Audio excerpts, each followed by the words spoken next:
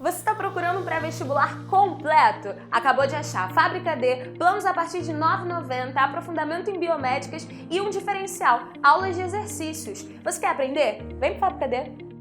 Olá pessoal, tudo bem com vocês? Aqui é o professor Arturo, professor de filosofia de vocês no Fábrica D. E a gente está aqui hoje para mais uma discussão filosófica. A gente vai tratar de questões da atualidade, certo? Questões que nós, professores, e vocês, alunos, também pediram, que acredita-se que pode aparecer como uma proposta de redação, como algum tema de discussão, de análise, dentro de um dos nossos vestibulares no geral, né? Especialmente aí a UERJ, que consegue trazer questões de atualidade frequentemente. Então, a gente recebeu alguns pedidos nesse sentido e eu já vou tratar do nosso tema com vocês. Antes de começar, eu queria fazer uma pequena ressalva de que nós não estamos no nosso habitual estúdio, né? Obedecendo as normas as normas médicas, as normas da ciência, a gente resolveu fazer o trabalho de casa agora e eu estou gravando aqui na minha humilde residência, então eu, às vezes tem alguns problemas aqui. No caso, eu estou só fazendo uma bobagem de tentar me encaixar com a professora no fundo do slide, mas isso é só uma brincadeira, sem mais delongas. Eu vou deixar aqui a minha câmera aqui no cantinho para a gente poder começar a tratar do tema que foi tanto pedido, que é o tema das pandemias, certo? A galera estava querendo que a gente discutisse sobre pandemias do passado e que tratasse um pouco de como que a filosofia, os autores da filosofia, os autores das humanidades no geral, se relacionam com esse tema, certo? Bom, então eu tracei aqui um roteirinho do que a gente vai falar na aula de hoje, só para que vocês possam se situar. Bom, o primeiro ponto, o ponto mais básico, é que você tem que saber o que é uma pandemia, né? Essa deve ser a primeira pergunta, a pergunta inicial, que é a definição. O que diabos é uma pandemia? Tratar de definir isso. Logo depois que a gente definir o que é uma pandemia, a gente vai falar de pandemias do passado. Afinal de contas, se a gente já viveu pandemias no passado, a gente pode tirar alguns ensinamentos delas. A gente pode observar as reflexões que já houveram sobre pandemias no passado, certo? E sobre quem é que poderia nos auxiliar nesse combate. Afinal de contas, a gente está tratando aqui de como o combate à pandemia vai ser feito. Eu tratei de não especificar muito bem o tema, deixar ele amplo, né? Tratar de combate à pandemia simplesmente e não tratar um aspecto individual, porque a gente vai observar que muitas observações diferentes podem ser feitas em torno desse tema, certo? Então, aqui a gente vai tentar fazer uma visão mais panorâmica. A gente vai definir pandemia, olhar para a história e tentar ter essa visão panorâmica de, primeiro, como que a pandemia pode nos prejudicar, né? É o terceiro ponto que eu coloquei aí. Afinal de contas, beleza, existe o prejuízo óbvio que uma pandemia gera, mas ela também afeta indiretamente a sociedade de diversas formas. E por conta disso, vale a pena também tratar dessas diferentes formas de agir dos seres humanos em relação à pandemia, certo? E de como que ela vai afetar, por exemplo, o nosso convívio em sociedade. Depois, a gente vai falar de como que os indivíduos, né, como que um indivíduo reage a essas informações, a esse momento tão crítico da sociedade e como que essa interação entre os indivíduos gera determinados efeitos no comportamento deles, certo? Então, a gente vai ver como que o indivíduo se comporta, por exemplo, em relação ao Estado, em relação a como as normas que o Estado impõe a gente vão ser obedecidas ou vão ser desobedecidas, certo? A gente vai falar um pouco disso. E depois da gente ter essa perspectiva do indivíduo, eu vou tentar mostrar para vocês uma perspectiva mais geral, uma perspectiva de como os países se relacionam a partir desse tema que é o combate à pandemia. Beleza? Então, se a gente está tratando da relação entre os estados, a gente está tratando das relações internacionais. Ora, se você então está interessado, por exemplo, nesse tema de relações internacionais, né, em cursar relações internacionais, talvez essa aula seja interessante para você ter uma visão panorâmica, ainda bem geral, bem básica, mas sobre essa base das relações internacionais, a teoria mais clássica das relações internacionais. Beleza? Então, sem mais delongas, vamos falar um pouco desse termo, pandemia. Bom, se vocês são bons estudantes de filosofia, vocês já conseguiram farejar o quanto de grego que essa palavra tem, né? Pandemia é uma palavra que já carrega algumas palavras do grego que a gente conhece. Por exemplo, em democracia, a gente vê esse mesmo radical, né? Demos. O que seria demos em grego? Demos é o povo. Quando a gente fala de democracia ou de crescimento demográfico, a gente está falando exatamente disso. A gente está falando do povo crescendo, ou então do povo no poder, certo? E o que seria esse pan, logo antes de povo, que a gente está vendo, esse antes de demia? Pan a gente consegue reconhecer de Pan-Americano.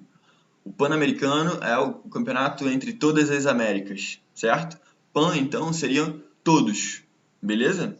E dessa forma a gente tem pandemia se referindo a algo que afeta a todos, a algo que se disseminou em grandes proporções na sociedade. Dizem que as primeiras utilizações dessa palavra vêm de Platão. Eu acredito que na República o Platão utilizasse essa palavra pandemia, mas não para se referir a doenças. Olha só que curioso. O Platão ele usa primeiro para se referir à opinião. Ele vai falar que a opinião errônea, né? A opinião equivocada, a opinião que foi influenciada e que está sendo manipulada, por exemplo, pelos sofistas, esses grandes antagonistas dos filósofos, né? Isso poderia ser uma forma de pandemia, uma forma de agir sobre todo o povo, certo? Então a pandemia, no seu sentido original, não tem esse sentido da biologia, vamos dizer assim. Não se referia a micro-organismos, não se referia necessariamente a doenças, certo? Mas simplesmente a algo que afetasse toda a população. Só que isso mudou. O sentido original dessa palavra, ela podia até se referir a algo neutro, a algo geral. Mas hoje em dia, a gente usa a palavra pandemia para se referir exclusivamente a doenças, a enfermidades, certo? A coisas que são contagiosas e que passam, por exemplo, através do ar ou de alimentos, enfim, coisas que podiam se disseminar de grande forma na sociedade. Bom, então a gente viu que no passado, pandemia se referia a alguma coisa em geral que afetava toda a população, e agora a gente consegue observar que pandemia se refere exclusivamente à questão biológica, certo? A micro-organismos, a doenças no geral. Beleza, então vamos tratar agora um pouco do que o passado tem a nos mostrar sobre as pandemias, né? O que a história tem a nos mostrar sobre as pandemias. Vou dar uma ajeitadinha aqui na minha câmera. Beleza. Então vamos lá. Quais pandemias já ocorreram no passado? Quais doenças já foram consideradas formas de pandemia no passado? Eu listei aqui algumas, eu não vou falar tanto sobre elas, até porque eu não sou um professor de biologia e não é para ser a minha especialidade, nem para ser o assunto sobre o qual eu mais vou discorrer. Qual foi o meu foco aqui quando eu estava selecionando essas epidemias? Eu estava pensando naquelas em que em que eu podia encontrar relações com problemas causados na sociedade, certo? Problemas que de alguma forma pudessem ser solucionados de acordo com a teoria de algum filósofo, enfim, problemas que eu pudesse encontrar relações com a filosofia, beleza? Então, o primeiro ponto que eu coloquei aí é a cólera, né? Uma doença que eu descobri que é bacteriana, eu não fazia a menor ideia de onde vinha a cólera. Mas o que é o ponto importante? Vocês estão vendo aí que os sintomas são vômito e diarreia e que, no caso, o tratamento dela não deveria ser tão difícil, na verdade, e realmente não é. A maneira de se prevenir a cólera é simplesmente tendo esgoto tratado e cuidando dos seus alimentos, lavando os seus alimentos com cuidado, ou seja, tendo uma certa higiene que a sociedade permitiria. Onde é mais comum, então, que aconteça a cólera? A cólera é mais comum em regiões pobres. Onde é que já tiveram grandes surtos de cólera? Na Índia, no Brasil, aqui no Nordeste, até na década de 90, se não me engano, foi um dos grandes surtos de cólera aqui no Brasil, certo? Então, essa doença, ela mostra que o difícil não é o combate a ela, mas talvez essa falta de interesse, essa falta de preocupação que existe com as camadas mais pobres da sociedade. As camadas mais pobres, você pode pensar isso também na esfera internacional, né? Nos países mais pobres, beleza? Bom, a varíola é o segundo ponto que eu coloquei, e ela é muito, muito, muito antiga na história da humanidade. Na verdade, ela é comum, assim, por... Bom, qual é o traço característico da varíola, né? Ela produz pequenas pústulas, não sei, pequenas bolinhas na pele, que quando elas estouram, elas soltam uma secreção que transmite a varíola. Ela era uma doença bastante perigosa, principalmente durante a antiguidade. A gente já encontrou múmias com sinais de que tiveram varíola, certo? Que talvez tivessem morrido de varíola. Então, essa é uma doença muito, muito, muito antiga, e ela revela que a sociedade ela tem problemas com pandemias desde antes de Cristo, certo? Desde a pré-história, muito possivelmente.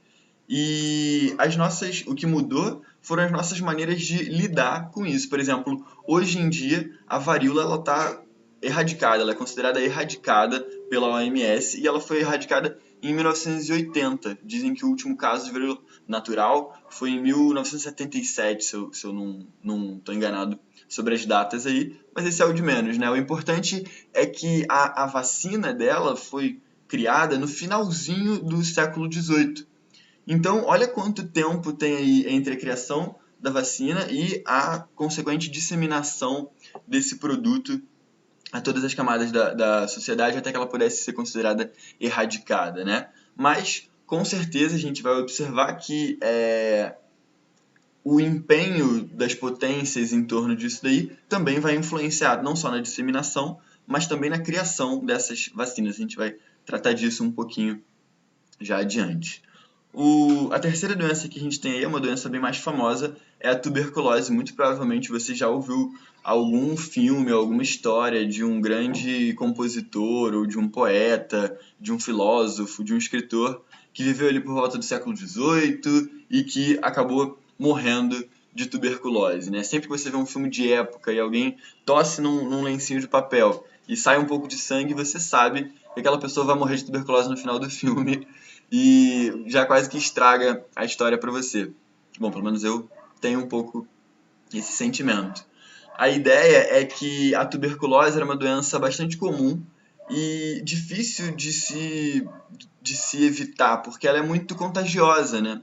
Enfim, a tuberculose ela tem um dos tratamentos mais complicados aqui, entre essas que eu coloquei, e o tratamento da tuberculose ele pode durar até 1 ano. Só que hoje em dia, as pessoas, no geral, elas são vacinadas logo que nascem, né, bem criancinhas, bem pequenininhas, com a famosa vacina BCG, aquela que a gente tem a marca no ombro, perto no braço, né? Braço direito. É sempre no braço direito? Não sei, mas... Enfim, a BCG, ela funciona dessa maneira. A BCG, ela permite que a gente esteja... a gente se previna de um possível contágio de tuberculose. Não é a única doença contra a qual a BCG funciona, mas é uma das principais, certo? Diversos autores famosos morreram de tuberculose também. Eu consigo lembrar aqui do George Orwell, e acho que o Dom Pedro I também morre, no caso não era escritor, né? Mas assim, grandes celebridades faleceram de tuberculose. Era uma doença que matava muito na sua época. A quarta doença que eu coloquei é a gripe espanhola, e o que eu acho curioso da gripe espanhola é o nome que foi dado para ela, porque pesquisando eu descobri que a gripe espanhola, na verdade, ela afetou uma série de países durante a Primeira Guerra Mundial. Só que os países que estavam envolvidos nesse conflito, eles quiseram manter segredo, eles estavam preocupados com a disseminação dessa informação. E eles fizeram questão de impedir que os dados de mortos e de casos, no geral, daquela gripe que vinha assolando a Europa, fossem publicados, né? Então isso não saía em jornais, em revistas, e ficou uma informação retida nos outros países. A Espanha, que se manteve neutra nesse conflito, ela não teve esse receio. E divulgando os casos da gripe, ela se tornou famosa por essa doença. A doença recebeu o seu nome. Ela foi um caso do vírus influenza, né, da gripe, que sofreu uma mutação naquela época. Ele é um gripe que sofre muitas mutações e fez grandes números. Acho que é a segunda maior pandemia que aconteceu na história, né? Assim, que mais teve vítimas.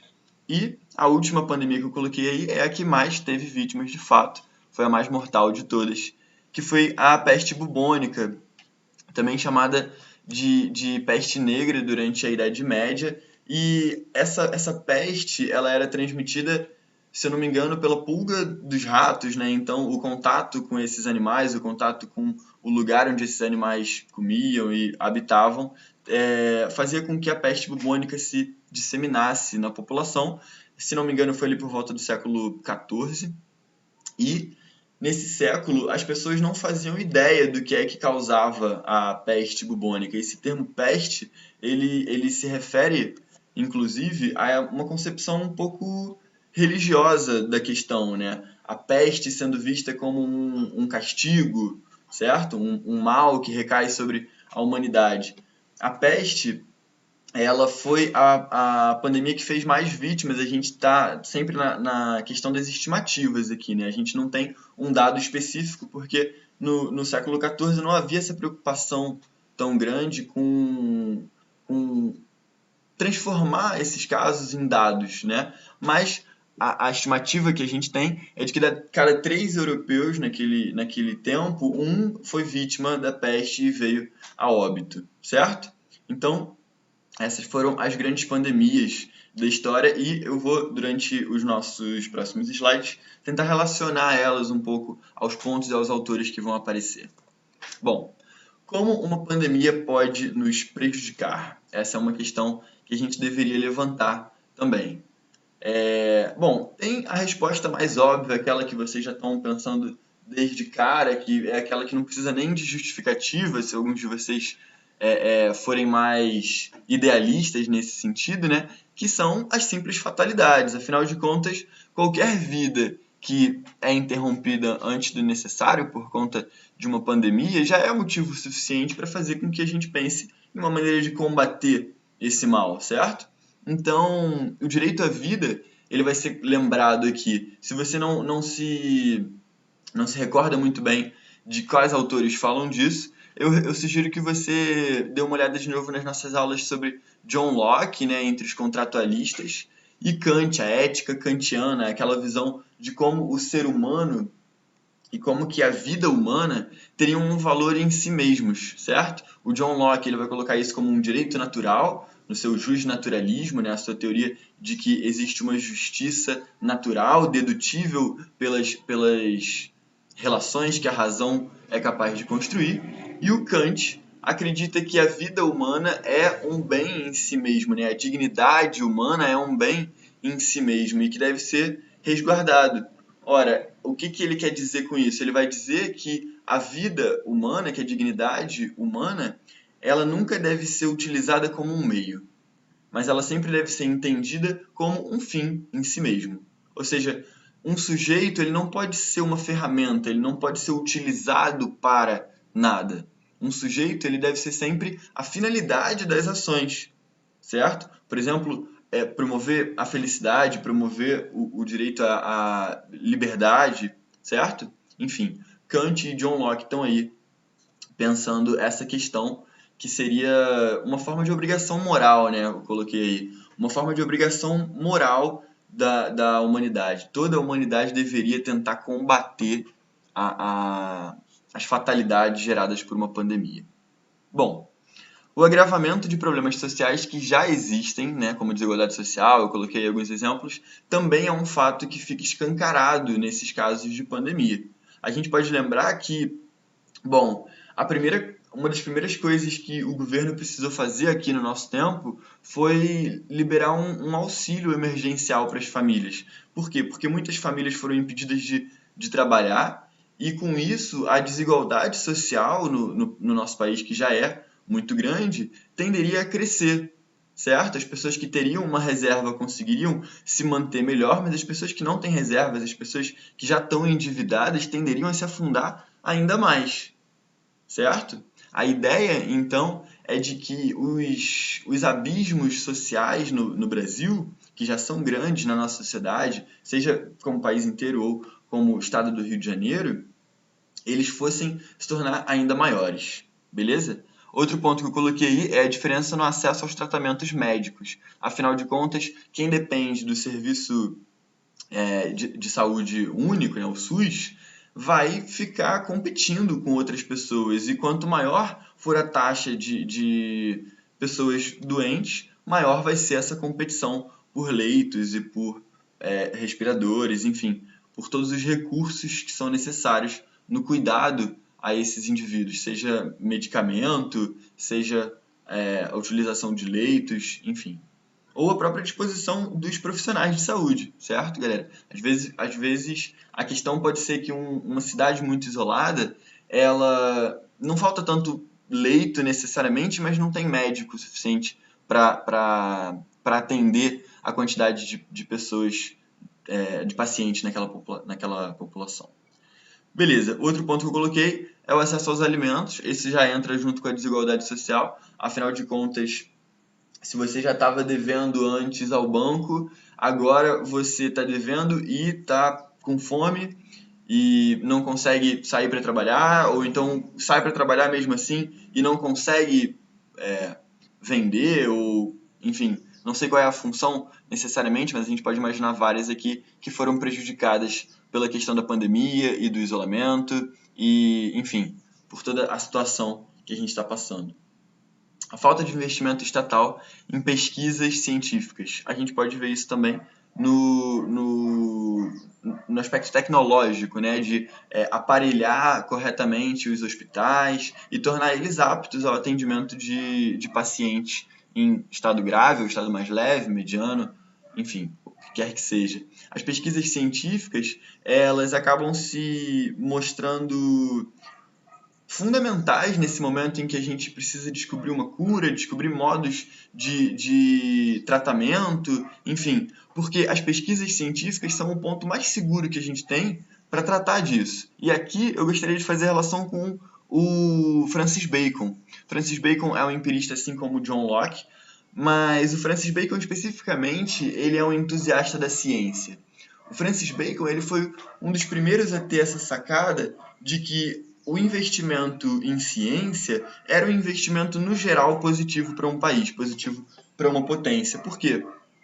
Porque a gente não sabe exatamente quais pesquisas da ciência vão gerar bons frutos, vão gerar, enfim, vão poder fazer com que a gente suba um patamar no âmbito tecnológico, certo? E aí a gente observa que pesquisas que não necessariamente tinham aquela finalidade acabam se tornando daquela finalidade. O exemplo que eu tenho para dar para vocês é o micro-ondas, por exemplo, que é uma tecnologia inventada para foguetes, né, para aeronaves que precisassem esquentar a comida. Afinal de contas, fazer fogo no espaço, onde o oxigênio é alguma coisa tão escassa e valiosa, a gente precisava pensar em algumas alternativas a isso. E a criação dos micro-ondas, ela tinha essa função e só mais tarde ele vai ser disseminado, né, barateado, né, o seu custo de produção a princípio, para depois ele poder ser vendido para a população como um todo, principalmente para a classe média, nesse momento de aquecimento da economia. Bom, a falta de investimento em pesquisas, então.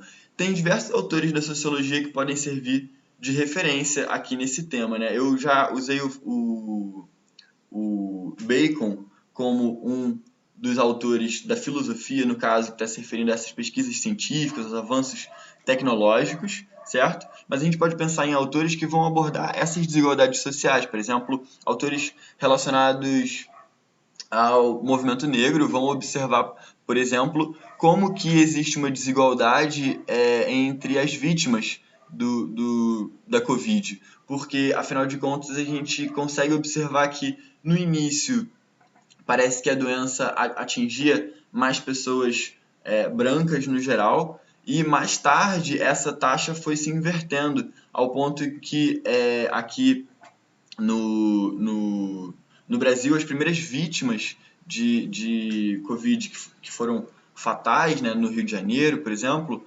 foram empregadas domésticas, foram pessoas negras que estavam numa situação de maior risco para a saúde delas, certo?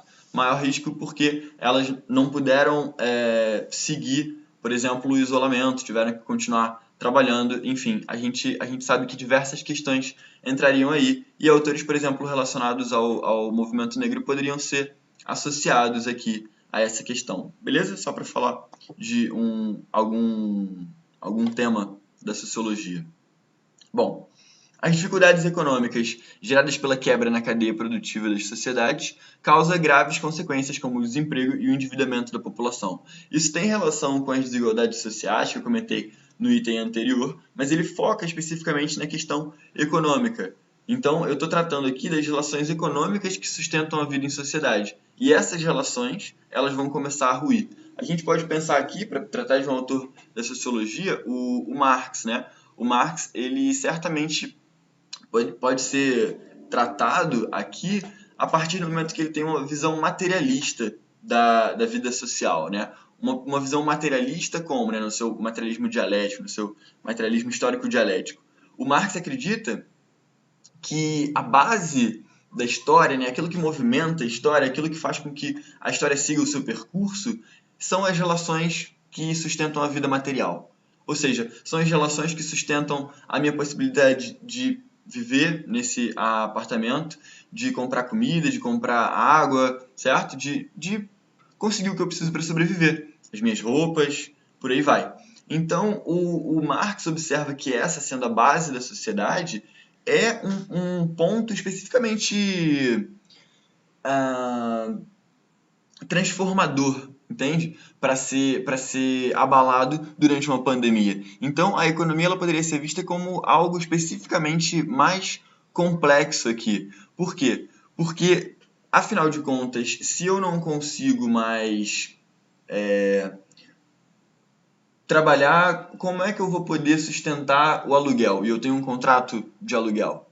Então, o Estado vai ter que abrir exceções, aliás, acabou abrindo exceções no que se refere aos contratos. A gente está vivendo um certo caso de anomia. A gente poderia se referir aqui àquela teoria do Durkheim, né? O Émile Durkheim, esse autor francês, que se refere ao conceito de anomia. A é um prefixo de negação e nomos como norma, como ordem, como aquilo que organiza a sociedade, certo? Então, o Durkheim acreditaria que esse período em que as relações econômicas, em que a própria estabilidade psíquica das pessoas vai ser abalada em decorrência de abalos econômicos, da pessoa não saber como ela vai se bancar no mês que vem, certo?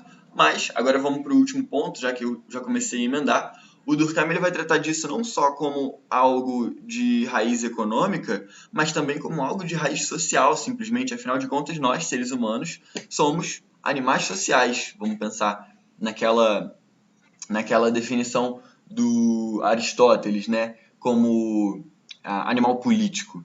O que é o ser humano como animal político? É um animal que ele precisa estar em convivência com os outros animais e que essa convivência é intermediada pela fala, que permite a gente construir regras e permite a gente organizar a nossa vida em sociedade, certo? O Durkheim e o Aristóteles aí, então, eles vão observar que esse isolamento ele vai gerar uma instabilidade emocional, ele vai gerar problemas na psique do indivíduo, certo? Dessa maneira, esses autores eles estão preocupados, então, com a saúde psicológica, a saúde, vamos colocar como interna do indivíduo. Afinal de contas, o Durkheim ele vai até se referir, no seu estudo sobre o suicídio, né? Ele vai se referir a esse famoso e tão difícil tema como a partir de estatísticas.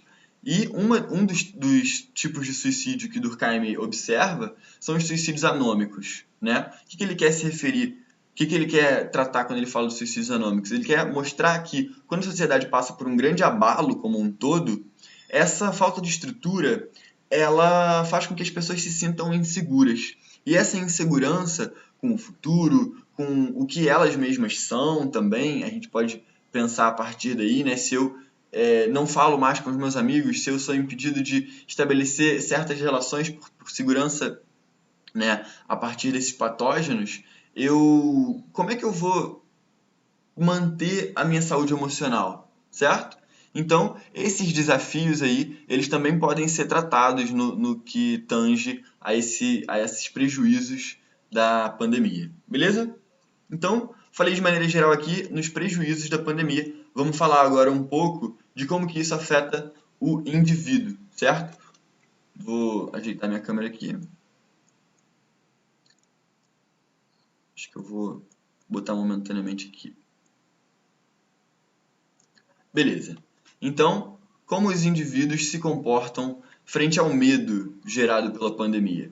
Galera, as pandemias elas nos atacam desde os primórdios da humanidade, então as teorias e tentativas de explicar essas doenças são tão antigas quanto a própria sociedade, né? Quanto a própria humanidade.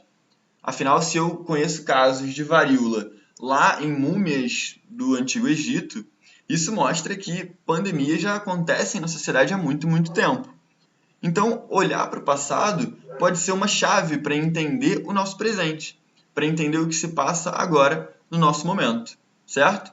Então, vamos dar uma olhada para isso.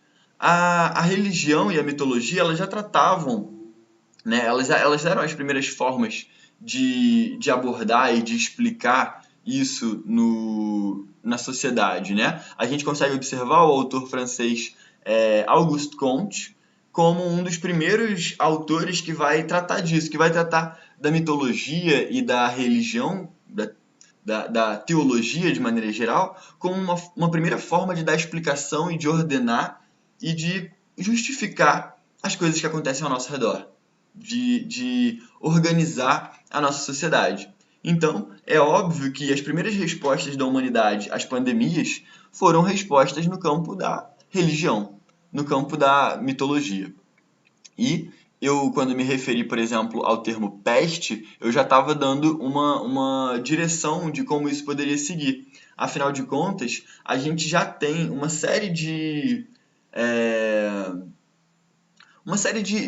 relatos, de anedotas, né, de uma série de mitos que tratam de questões como uma grande praga que ataca as pessoas, ou uma punição dos deuses sobre os cidadãos, ou uma punição, pode ser uma punição para a humanidade como um todo, ou só sobre um grupo específico. Então, há uma punição sobre os pecadores exclusivamente, certo? Então, existem essas visões que podem surgir durante uma pandemia. Essas visões, elas vão ser atacadas pelo autor Spinoza, que a gente também já tem uma aula sobre ele, se vocês quiserem dar uma olhada para relembrar, como uma forma de superstição. Ora, por que isso seria uma forma de superstição na visão de Spinoza sobre Deus? Porque, para Spinoza, Deus é a própria natureza, Deus é o próprio universo. Deus não é algo fora do universo que age sobre ele. Ele não é uma consciência, alguém manipulando marionetes sobre o universo. Deus é a própria natureza. Então, seria absurdo pensar que Deus faz alguma coisa para punir um grupo específico. Deus faz as coisas que são racionais, Deus faz as coisas que estão dentro da sua lógica interna, da lógica da natureza. Deus, para Spinoza, ele não se preocuparia com os seres humanos. Essa é uma preocupação que nós, seres humanos, temos. A gente é que tem a natureza de ser afetado por paixões, por raiva, por medo, por inveja, por desejo, mas Deus não. Então Deus não agiria dessa forma sobre um grupo de pessoas ou sobre a humanidade como um todo, porque seria uma espécie, certo?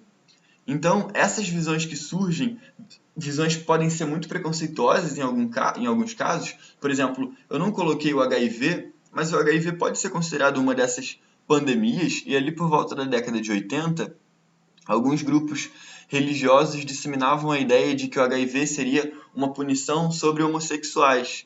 Ou seja, utilizavam isso para exercer um preconceito. Hoje em dia a gente sabe que isso não está atrelado necessariamente a homossexuais, mas que pode afetar pessoas até mesmo casadas, como seria o contrário do que se espera, né, tradicionalmente. Mas enfim, isso mostra como que visões supersticiosas podem surgir em meio a um período de crise, né, a um período de anomia social, remontando de novo ao Durkheim, e como que isso seria visto como uma superstição pelo Spinoza, beleza? Traçando aqui algumas relações.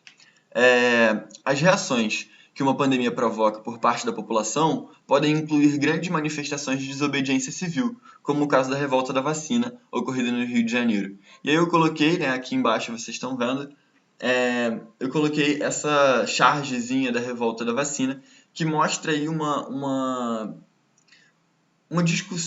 disputa, né, um conflito entre os civis e o Estado. Ou seja, de um lado a gente teria o Estado querendo impor alguma coisa sobre a população, e a população com um certo receio, com uma certa má compreensão, talvez, né, um pouco, talvez, de preconceito sobre essa nova tecnologia que surgia, que era a vacina, e uma revolta em relação a isso. Bom, isso já tem muito tempo, atualmente as vacinas são amplamente disseminadas, mas a gente vê crescer movimentos anti-vacina que poderiam ser questionados, né, nessa sua essência, afinal de contas, se eles não podem ser, por exemplo, vistos como uma forma de preconceito também, né?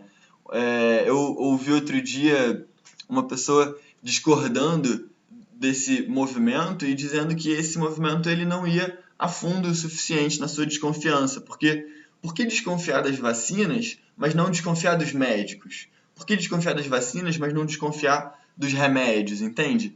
Enfim, a desconfiança sobre a vacina que leva ao movimento anti-vacina poderia ser questionada, na opinião dessa pessoa que eu escutei comentando. Bom, então a gente tem aqui o Rio de Janeiro como esse palco de uma das primeiras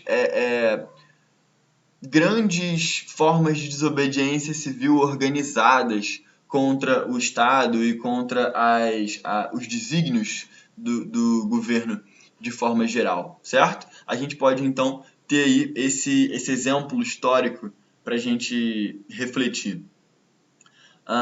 E por último, quando uma doença causa tanto caos na sociedade como numa pandemia, muitos cientistas se sentem na obrigação de interromper suas pesquisas para contribuir na investigação daquele mal. Então aqui eu vou querer falar de novo do Francis Bacon, certo? Por quê? Porque o Francis Bacon está pensando a ciência como um grande trabalho em cooperação. Entende? Assim, é como se a ciência fosse uma grande corrida de revezamento, né? E o conhecimento fosse isso que é passado de geração a geração. Então a gente pode lembrar, por exemplo, daquela frase do Isaac Newton, o famoso físico, que diz que só foi possível a sua filosofia natural, né, como ele era conhecido, só foi possível a sua filosofia natural porque ele pôde olhar sobre o ombro de gigantes, sobre o ombro de gigantes. Sobre o ombro de gigantes. Então, o que o Isaac Newton está querendo falar quando ele diz isso? Ele está querendo dizer, olha, quando eu fiz a minha teoria, eu já estava me apoiando em grandes mentes, em Galileu, em grandes matemáticos, certo? Então, só foi possível ele chegar onde ele chegou porque ele teve as ferramentas que outras pessoas criaram para que ele pudesse chegar lá, certo? Então, o Francis Bacon, ele pensa na ciência como esse grande empenho da humanidade, esse grande esforço que a humanidade tem, geração após geração, de acumular cada vez mais conhecimento e dessa forma dominar a natureza. Essa é a questão do Francis Bacon. Para o Francis Bacon, a ciência pode dominar a natureza. O homem pode se impor sobre a natureza. E, portanto, o Bacon ele pode ser utilizado aqui como uma dessas esperanças em encontrar uma cura, em encontrar, através da ciência, através desse esforço em conjunto, que é o esforço científico, uma vacina, uma forma de prevenção, uma forma de tratamento, o que quer que seja, né?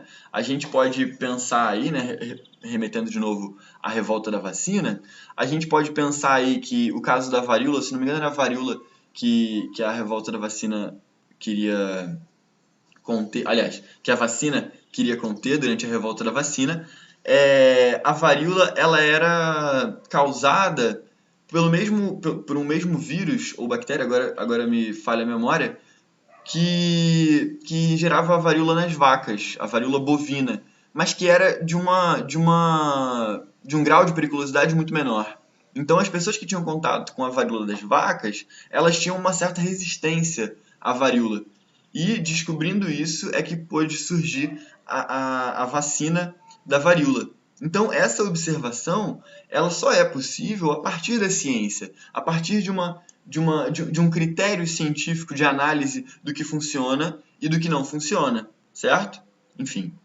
Então, os intelectuais eles vão se unir em torno disso. E, por exemplo, se o seu laboratório investiga a asa direita da borboleta do Mato Grosso, você agora pode fazer uma pausa nessa análise para ver se você não consegue usar o seu equipamento para contribuir com algum outro laboratório que está precisando de auxílio na análise de alguns dados, enfim.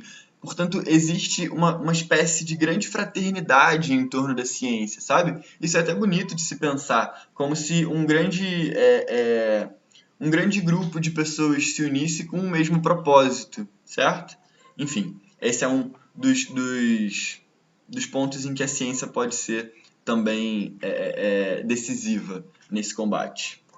E, por último, vamos tratar um pouco de como as relações internacionais afetam essa questão, certo? Estou colocando aqui, olha que prepotência, né? O meu rosto do lado de Francis Bacon, aliás, Thomas Hobbes, estou com Francis Bacon na cabeça por causa do último slide. Estou aqui do lado de Thomas Hobbes e de Immanuel Kant. Então, eu não tenho nem 1/100º da célebre mente que esses dois autores já tiveram, né? Mas estou aqui ocupando o mesmo espaço, pelo menos nesse slidezinho aqui. Bom, Thomas Hobbes, ele tem uma das clássicas visões que as relações internacionais criaram acerca das relações entre os estados. Então, eu coloquei aqui as questões desses autores, né? As questões não, os pontos relacionados a esses autores, como pontos que se referem à sua teoria.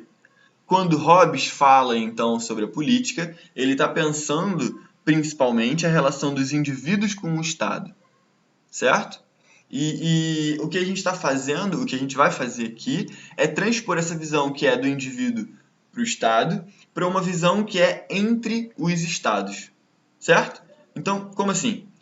Hobbes pensa a política dele com aquele termo que ficou conhecido na história da política como o realismo político. O que quer dizer realismo político? Quer dizer que ele tem uma visão específica do que é o ser humano e as relações entre esses seres humanos. Como vocês já sabem, né, de novo as nossas aulas dos contratualistas, o Thomas Hobbes ele relaciona a natureza humana a um certo interesse próprio, certo? Um certo interesse em suprir os próprios desejos exclusivamente, sem se importar com outros seres humanos, com outras formas de vida, sem se importar com nada além de si mesmo. É uma visão extremamente egoísta, interesseira e violenta da natureza humana. E a partir daí, para o Thomas Hobbes, o estado,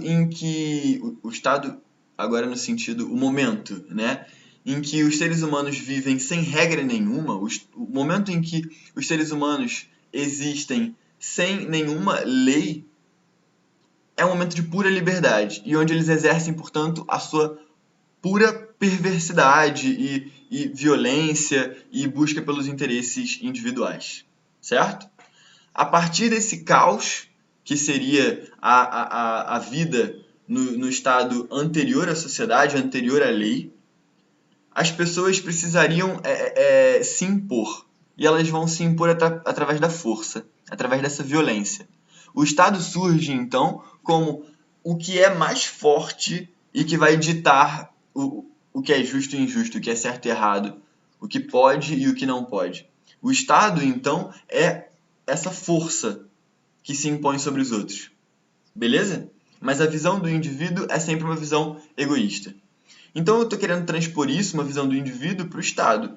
Pensar que cada país, cada nação, é uma nação que se importa simplesmente com a sua razão de Estado. Ou seja, com as coisas que beneficiam a si mesmos. Certo? Os Estados Unidos se preocupam só com o bem dos Estados Unidos. O Brasil se preocupa só com o bem do Brasil. A China se preocupa só com o bem da China. E cada nação vai se preocupar só com os seus próprios interesses. Essa é a visão hobbesiana, que foi conhecida como realismo político. Tá bem? E a gente vai contrapor essa visão à do Kant. O Kant é um autor posterior e que poderia ser considerado um precursor da corrente que nas relações internacionais vai se tornar conhecida como o idealismo. O que seria essa visão idealista? Seria a visão de que os ideais humanos, os valores da humanidade, conseguem ficar acima, conseguem ser respeitados para além desses interesses individuais. Certo? Então, a ideia do Kant é de que a dignidade humana ela seria um valor acima de qualquer interesse.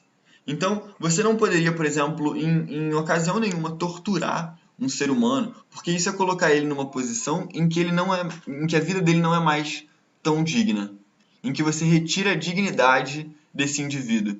Esse valor, então, dignidade, ele está sendo alguma coisa fundante aqui do pensamento de Kant, entende?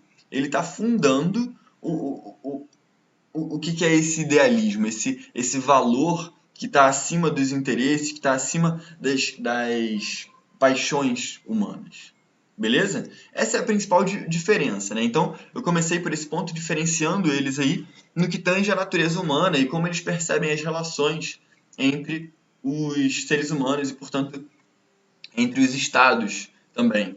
O Kant ele vai fundar, então, essa ideia de que poderia haver uma aliança entre os estados, uma aliança internacional, que geraria uma segurança para esses estados como um todo.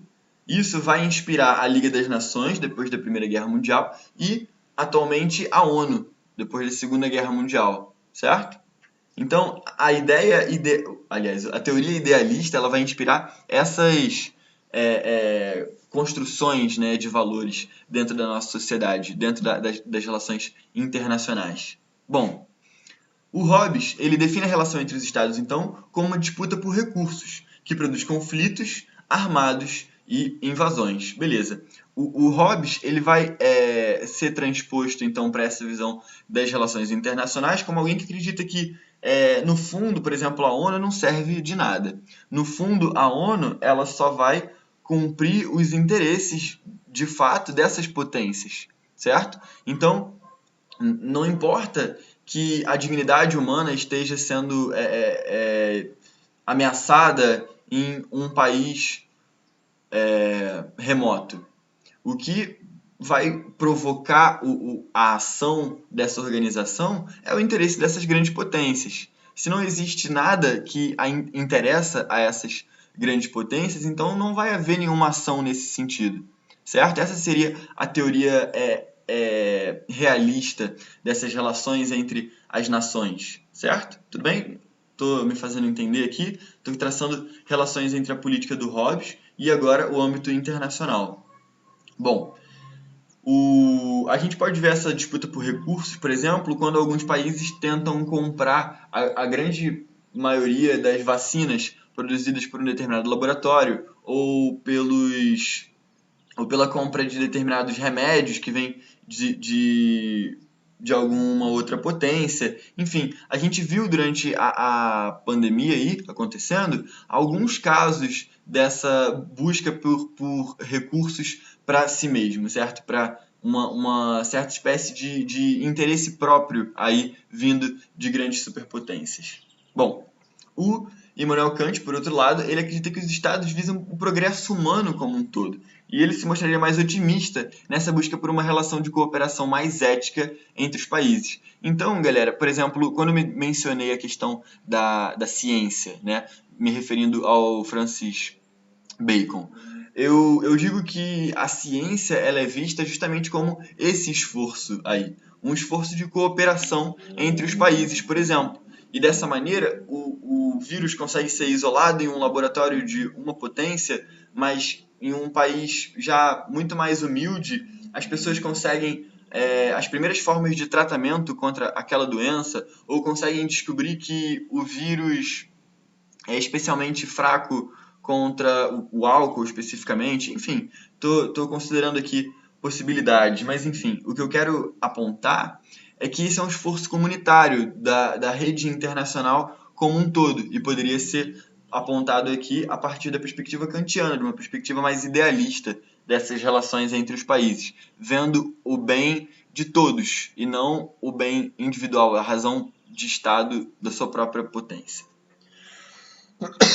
Bom, o último ponto que eu coloquei do Hobbes, agora para a gente encerrar, é que ele acredita que, assim como os indivíduos, os países buscam apenas o próprio benefício e sempre têm como objetivo alcançar uma posição privilegiada na balança de poder internacional. Então, o que eu quero apontar é que, se um país puder observar isso como uma forma de ter um benefício econômico sobre outro, a visão hobbesiana é de que ele vai se beneficiar disso, é de que ele vai aproveitar isso. Afinal de contas, os países sempre querem desestabilizar a balança de poder entre as superpotências de modo a se privilegiar, de modo a se beneficiar.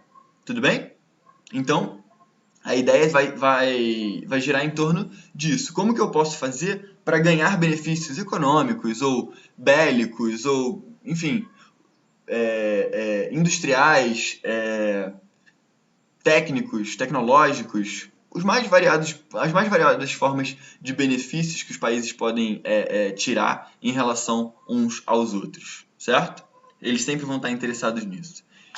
E o Kant, sempre de uma maneira muito mais otimista, eu poderia dizer, ele está preocupado com o desaparecimento dos exércitos permanentes. Ele está preocupado com a constituição de uma liga, vamos colocar assim, entre essas nações, que permitiria a construção de valores absolutos, valores universais, certo? Ou seja, uma constituição cosmopolita. Vamos analisar essa palavra, né? Cosmopolita, cosmo de cosmos, de mundo, de universo, e polita de, né, polis é a cidade, polita é quem habita a cidade, é o cidadão.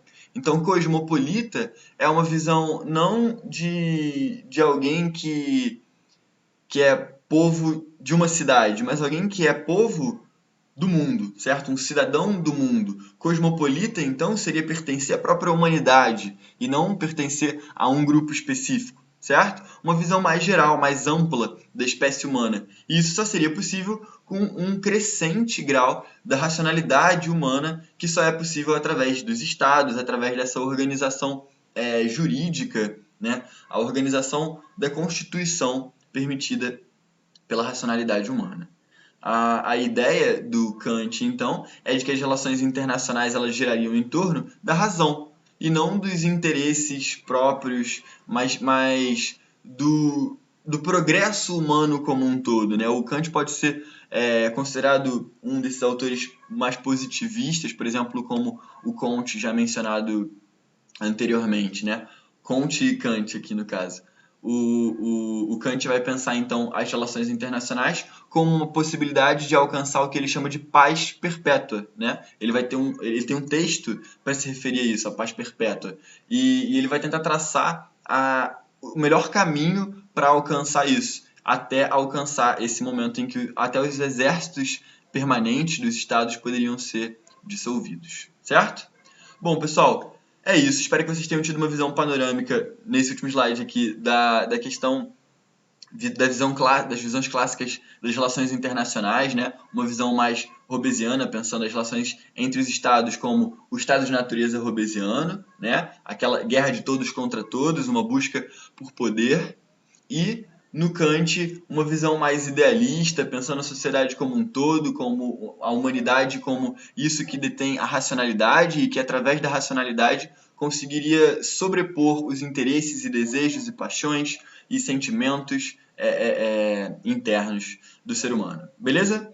Espero que não tenha ficado nenhuma dúvida. A gente vai ficando por aqui. Um abraço para vocês e tchau, tchau. A Fábrica D veio para ser o seu mais novo e definitivo insight de alta performance. Estude com a gente no Extensivo Enem, no Aprofundamento Medicina ou até mesmo pro IME e pro ITA. Tudo isso a partir de R$ 9,90 ao mês. Não tem desculpa. Quer aprender? Vem pro Fábrica D.